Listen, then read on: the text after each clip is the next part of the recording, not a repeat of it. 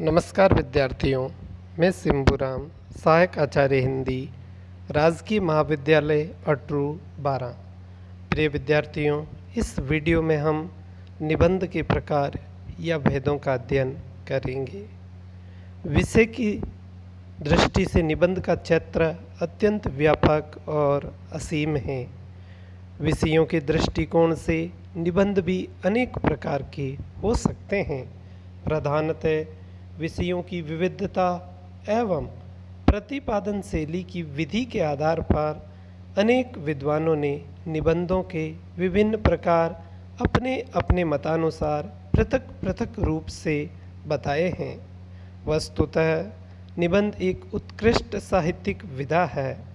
यह हमारी अभिव्यक्ति का सशक्त माध्यम है। आचार्य रामचंद्र शुक्ल ने निबंध के प्रकारों को निबंध की प्रमुख शैलियों के आधार पर वैचारिक, भावात्मक और वर्णनात्मक इन भागों में बांटा है। पुनः देख लें, निबंध की प्रमुख शैलियों के आधार पर निबंधों को आचार्य शुक्ल ने वैचारिक, भावात्मक और वर्णनात्मक में बांटा है। हिंदी के सुप्रसिद्ध आलोचक बाबू गुलाब राय ने निबंध के वर्णनात्मक, विवरणात्मक, विचारात्मक और भावात्मक ये 4 भेद किए हैं।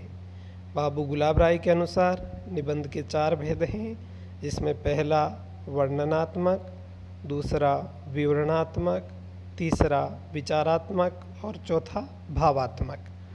डॉक्टर जयनाथ नलिन ने निबंध के 5 प्रकार स्वीकार किए हैं, जिसमें पहला विचारात्मक, दूसरा भेद भावात्मक, तीसरा व्यक्तिक, चौथा वर्णनात्मक और 5वां विवरणात्मक। डॉक्टर द्वारिका प्रसाद सक्सेना के विचार से निबंध के 4 भेद ही मुख्यतः जान पड़ते हैं: विचारात्मक, भावात्मक, वर्णनात्मक और विवरणात्मक। उपयुक्त विविध विद्वानों के मतों का विश्लेषण करने पर यह स्पष्ट हो जाता है कि प्राय सभी ने निबंध का वर्गीकरण समान रूप से किया है। फिर भी विषय और शैली की दृष्टि से निबंध के निम्नलिखित प्रकार बताए जा सकते हैं या निम्नलिखित भेद किए जा सकते हैं। नंबर 1, विचार प्रधान निबंध, दूसरा भाव प्रधान निबंध, तीसरा वर्णन प्रधान निबंध, चौथा आत्मपरक निबंध, 5वां हास्य व्यंग्य प्रधान निबंध और छठा ललित निबंध। पहला विचार प्रधान निबंध। जिन निबंधों में बुद्धि की प्रधानता हो उन्हें विचार प्रधान निबंध कहते हैं। ऐसे निबंधों में निबंधकार का चिंतन, मनन एवं सजग मस्तिष्क झलकता है। इन निबंधों में विषय का सारगर्भित, तर्कसंगत और विश्लेषण प्रधान प्रतिपादन किया जाता है। इसमें हृदय पक्ष गौण और बुद्धि पक्ष प्रधान होता है। इस प्रकार के निबंधों में बेतरतीब भीड़ नहीं, गठित और नियंत्रित पूंजी आपको मिलेगी। विचार प्रधान निबंध के बारे में डॉक्टर गणपति चंद्र गुप्त के शब्दों में, विचारात्मक निबंधों में किसी विचारधारा, सामाजिक, साहित्यिक या राजनीतिक समस्या अथवा किसी नवीन तथ्य आदि का प्रतिपादन, विवेचन, विश्लेषण या स्पष्टीकरण होता है। वासुदेव शरण अग्रवाल के पृथ्वीपुत्र एवं कला और संस्कृति निबंध संग्रह पढ़े बिना हिंदी के विचारात्मक निबंध साहित्य की परख नहीं की जा सकती है। विचारात्मक निबंध गंभीर होते हैं। इनमें विचारों की एक संबद्ध श्रृंखला होती है। निबंध एक तरह का कशाव होता है। विचारात्मक निबंधों में विचार की बहुलता या प्रधानता होती है। ये विचार चिंतन से प्रसूत होते हैं, उत्पन्न होते हैं। ऐसे निबंधों के विषय में यह कहा जाता है कि उनमें से एक वाक्य या एक शब्द भी निकाला नहीं जा सकता, यानी कि प्रत्येक वाक्य या प्रत्येक शब्द महत्वपूर्ण होता है। इस प्रकार के निबंधों में यह शर्त होती है कि लेखक स्वानुभूत सत्य अथवा मौलिक विचारों को इस प्रकार प्रस्तुत करें कि बड़े तर्कपूर्ण ढंग से वह पाठक के विचारों को आंदोलित करने की क्षमता लिए हुए हों या उनमें ऐसी क्षमता होनी चाहिए। दूसरा, भाव प्रधान निबंध। भाव प्रधान निबंधों में हृदय की उदात्त अनुभूतियों, तीव्र भावनाओं और भावुकता का सुंदर समावेश रहता है। इसमें विचार पक्ष गौण रहता है और भाव पक्ष प्रधान। डॉक्टर जयनाथ नलिन के अनुसार भावात्मक निबंध में हृदय का आग्रह प्रधान है, हृदय का अनुरोध हृदय सुनता है। इसमें भाव, रागात्मक तत्व का अधिकार सब तत्वों में रहता है। इसमें भाव के बाद कल्पना और कल्पना के बाद विचार तत्व आएगा। तर्क, युक्ति, कार्य कारण का इसमें बहिष्कार रहेगा। हृदय जो आनंद, विषाद, आकर्षण, ममता, विरक्ति, किसी पदार्थ, दृश्य, स्थान या व्यक्ति के प्रति अनुभव करता है, कलाकार वह सब कुछ अपनी रचना में भर देता है। यानी हृदय में जो भी विचार आएंगे वह इस रचना में आपको मिलेंगे। अनुभूतियाँ जितनी भी गहन और सघन होगी उसी अनुपात में निबंध सफल कहा जाएगा। द्विवेदी, बालकृष्ण भट्ट, सरदार पूर्ण सिंह, रामवृक्ष बेनीपुरी, माखनलाल चतुर्वेदी एवं वासुदेव शरण अग्रवाल ने भावात्मक निबंध लिखे हैं। हृदय की स्वच्छंद उड़ान, कल्पना का विस्तृत आकाश, भावनाओं की तीव्रता भावात्मक निबंधों की पहचान है।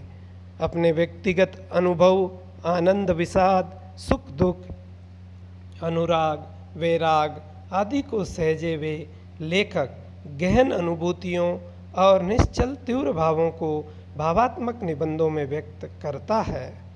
जयशंकर प्रसाद, वियोगी हरि, प्रताप नारायण मिश्र, बालकृष्ण भट्ट, सरदार पूर्ण सिंह ने भावात्मक निबंध लिखे हैं। तीसरा भेद, वर्णन प्रधान निबंध या वर्णनात्मक निबंध। वर्णनात्मक निबंध किसी स्थान या व्यक्ति विशेष का वर्णन प्रस्तुत करने वाले होते हैं। विशेष ध्यान रखें, वर्णनात्मक निबंध में क्या होता है, किसी स्थान या व्यक्ति विशेष का वर्णन प्रस्तुत किया जाता है। निबंधकार अपनी शैली के अनुसार उसमें भावुकता और कल्पना का समावेश भी कर सकता है, परंतु मुख्य बात वर्णन होता है। पर्यटन से संबंध रखने वाले निबंध प्राय वर्णनात्मक होते हैं। प्रकृति का सौंदर्य, किसी वस्तु का वर्णन, स्थान का वर्णन, व्यक्ति का वर्णन इसी प्रकार के निबंधों में समाविष्ट होते हैं। राहुल सांकृत्यायन, महादेवी वर्मा के निबंध ऐसे ही वर्णनात्मक निबंध कहे जा सकते हैं। वर्णनात्मक निबंध में भाषा का सहज प्रवाह और वर्णन का क्रम ऐसे ढंग से चलता है कि सूचनात्मक होते हुए भी वह अखरता नहीं है। निबंधों को नीरसता से बचाने के लिए कल्पना का भी सहारा लेना पड़ सकता है। वर्णन प्रधान निबंध वर्णनात्मक कहलाता है। इस प्रकार के निबंधों में विचार, अनुभूति, कल्पना सभी वर्णन को प्राणवान, मोहक, आकर्षक और रसीला बनाने के लिए सचेष्ट रहते हैं। यह तत्व साधन बन स्थानगत चित्र उपस्थित करते हैं। यह चित्र निबंध में साध्य हैं। वर्णन में लेखक का व्यक्तित्व भी उभरना चाहिए। जिस स्थान, वस्तु, समय, कार्यकलाप को लेखक उपस्थित करें उसके प्रति पाठक की रागात्मकता भी जागृत होनी चाहिए। उसमें पाठक आनंद का अनुभव करें। विचार, अनुभूति और कल्पना तत्व ऐसे वर्णन को प्राणवान, आकर्षक और रसपूर्ण बनाने में अपने दायित्व का निर्वहन करते हैं। अगला भेद आत्मपरक निबंध। व्यक्तिक या निजी निबंधों को विचारात्मक भावात्मक निबंधों के अंतर्गत समाहित नहीं किया जा सकता, यद्यपि इसमें इन दोनों प्रकार के निबंधों की विशेषताएं होती है। ये निबंध संस्मरण के अधिक निकट होते हैं। ये निबंध इतने स्वाधीन, व्यक्तिक, पृथक और सशक्त हैं कि विचारात्मक निबंधों की तरह विचारों में डूबे हुए किंतु आत्मा के तले में जाकर बैठ जाने वाले तथा भावात्मक निबंधों की तरह चंचल किंतु उन्मुक्त हैं। इन निबंधों में व्यक्तिक या आत्म तत्व का प्राधान्य रहता है। आत्मपरक निबंध विचारात्मक या भावात्मक निबंध की सीमा में नहीं आते हैं। भावात्मक और विचारात्मक निबंधों में भी कलाकार अपने व्यक्ति की प्रतिष्ठा करता है, पर उसमें व्यक्ति करते हुए बहुत कुछ अलग भी कर सकता है। अगला हास्य व्यंग्य प्रधान निबंध। हास्य व्यंग्यात्मक निबंधों में हास्य और व्यंग्य की प्रधानता रहती है। इन निबंधों में व्यंग्यात्मक शैली में समाज और बुराइयों का पर्दाफाश किया जाता है। भाषा और विचार की सशक्त अभिव्यक्ति का माध्यम यह शैली है। हास्य व्यंग्य प्रधान शैली वह नश्वर हैं जो समाज में पनप रही सड़ी गली धारणाओं को काटने का काम करती है। इस प्रकार के निबंधों में लेखकों ने समाज के आडंबरों व अंधविश्वासों की खूब खबर ली है। इन विचार को जब व्यंग्यात्मक भाषा की तान पर चढ़ाकर प्रस्तुत किया जाता है, वह लक्ष्य केवल तिल मिलाकर रह जाता है। इस प्रकार के निबंधों में लेखक का लक्ष्य सामाजिक विसंगतियों की तरफ रहता है और वह समाज में व्याप्त कुरीतियों की तरफ हम सभी का ध्यान आकर्षित करना चाहता है। व्यंग्य सामाजिक ही नहीं, धार्मिक और राजनीतिक भी होता है। बालकृष्ण भट्ट, बाल मुकुंद गुप्त, कुबेरनाथ राय, प्रभाकर माचवे, हरिशंकर प्रसाई आदि निबंधकार हास्य व्यंग्य प्रधान निबंध इन्होंने लिखे हैं। अगला ललित निबंध। ललित शब्द हिंदी में वस्तुतः मराठी भाषा से आया है। इसे अंग्रेजी में पर्सनल ऐसे के पर्याय के रूप में भी प्रयुक्त होता है।